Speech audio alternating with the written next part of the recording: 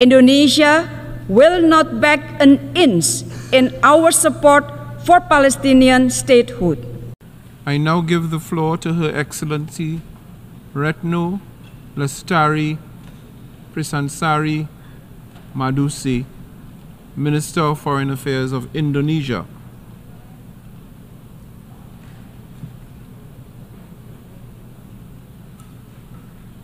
You'll have amended the text.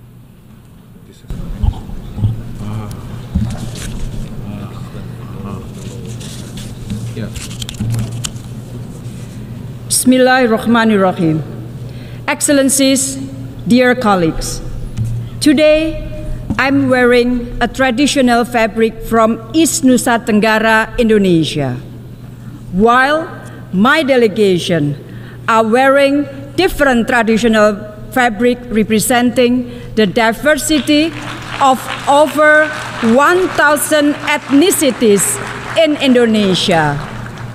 We are diverse, but we are one. Mr. President, the world now is at strategic crossroads. Global solidarity and collective responsibility are the only answer to address trust deficit and global inequality. This is the main essence transpired by the Bandung Conference or Asia-Africa Conference in 1955. Through the 10 principles of Bandung, we call for respect toward human rights and the UN Charter, sovereignty and territorial integrity, equality of all races and all nations, peaceful settlement of dispute, and promotion of mutual interest and cooperation. The Bandung Conference reminded every country of their equal rights and responsibility in maintaining peace and stability, mainstreaming win-win cooperation, and championing solidarity. Indonesia bring along the Bandung spirit when we presided the G20 last year, chairmanship of ASEAN this year, during President Jokowi's visit to Africa last month, and we will bring this spirit everywhere we go, including to this UNGA. The Bandung spirit enables Indonesia to listen and become part of solution. For Indonesia, global leadership should not only be about power or about the influence to dictate others. Instead, global leadership should be about listening to others, building bridges, respecting international law consistently, and put all nations equally. The fate of the world cannot be defined by the mighty few.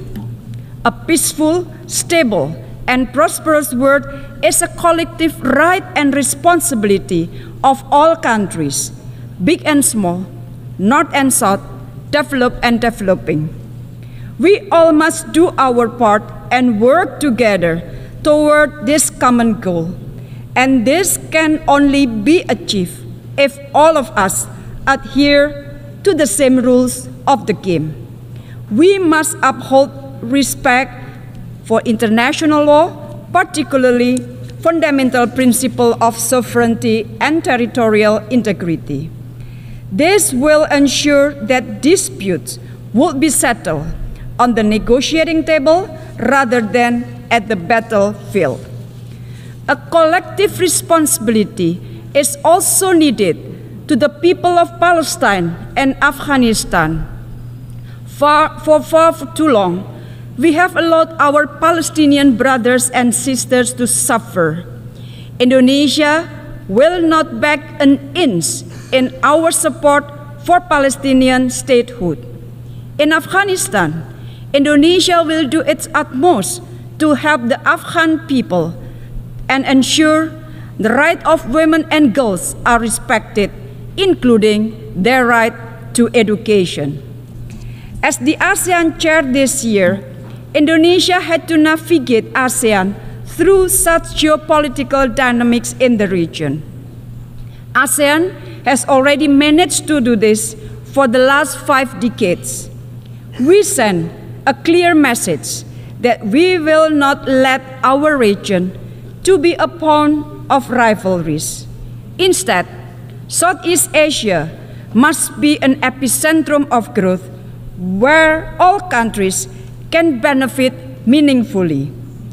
Inclusivity will forever be the pillar of our region's architecture building. It is sufficient to say we managed to pull through. ASEAN have maintained its unity and established a long-term vision for ASEAN 2045.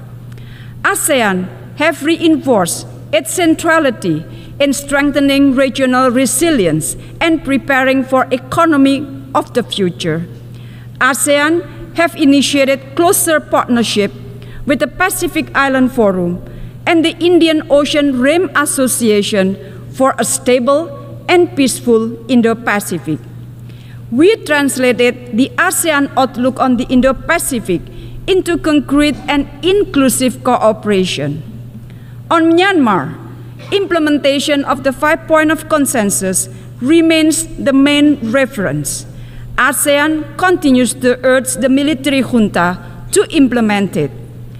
ASEAN will spare no effort to ensure the people of Myanmar are not left alone.